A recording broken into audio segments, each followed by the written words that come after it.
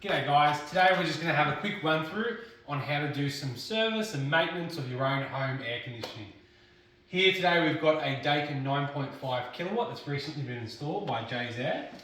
And as you can see, up on the wall here you've got the indoor unit, and what we're going to try and do here is gain access to the filters behind it that need to be washed roughly every 200 hours of use. For home, that somewhere equates to usually every month, every 3 months.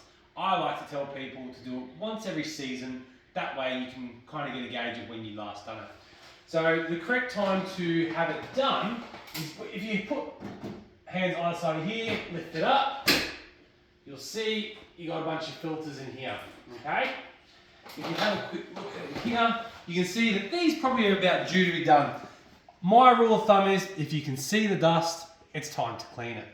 So you just easily pull them out, slide each one of these out,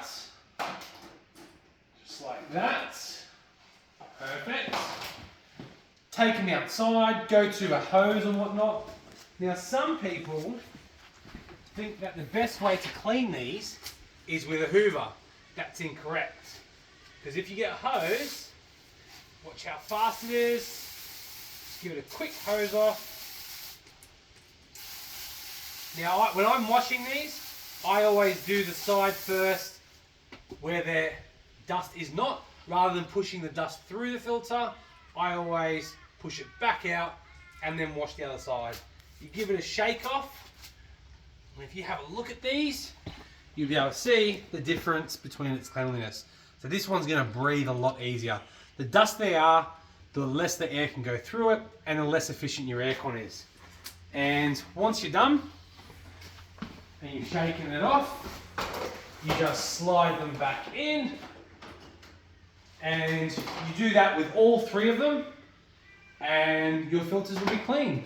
That basically covers what you need to do for maintenance. If anything goes wrong with it, you'll notice that there'll be some LEDs on the front here.